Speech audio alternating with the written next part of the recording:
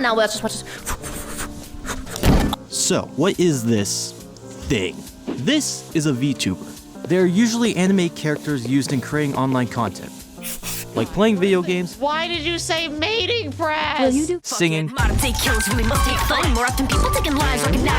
or You making wanna art. know if I have balls?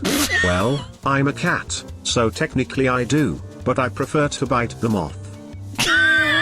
These anime characters take different forms, usually in the style of a PNG, 2D model, or 3D model. But where did VTubing start? This part is a little foggy, as the first recognized VTuber is Kazuna Ai, a Japanese VTuber who started back in 2016 who does music.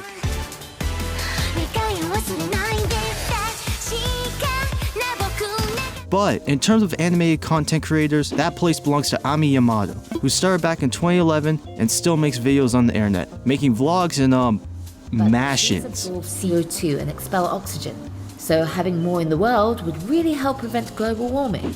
When did it become so popular? Well, during COVID, when everyone was locked indoors, viewership of live streaming services such as Twitch rose in popularity. In turn, that gave more opportunities for people to watch VTubers. Plus, with its anime style, it helped attract anime watching people towards VTubers. VTubing has become so popular that it even stretched outside the content creation sphere. Like former VTuber Gran, who made an appearance at the Dodger Stadium singing "Take Me Out to the Ball Game."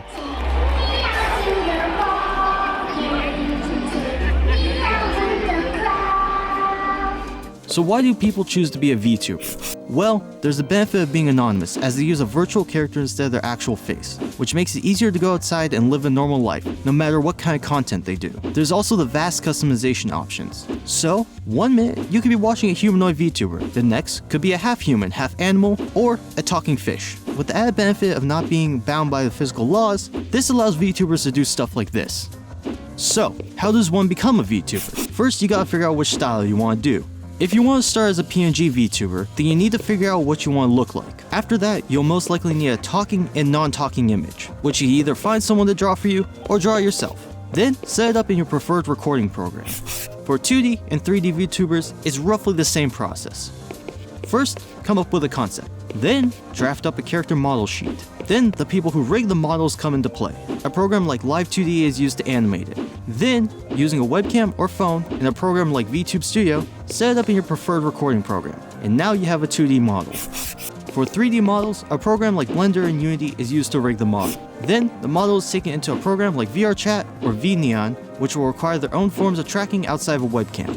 Then, set it up in your preferred recording program, and now you have a 3D model ready to take on the world. Sometimes the word indie and corpo are thrown around in the VTubing space. What this means is whether the VTuber is affiliated with a company, like VShojo or Hololive, or they are a solo entity. When a VTuber leaves a company and is no longer active, this is called graduating. This usually means they left on good terms, and is paired with a final goodbye string. But if they didn't leave on good terms, and did something like violate contract agreements or did something really bad, then it's called termination, and there usually isn't a goodbye stream. And that is a simple explanation of what VTubers are. Now if you don't mind, I'm gonna go watch this pipe sound effect addicted AI.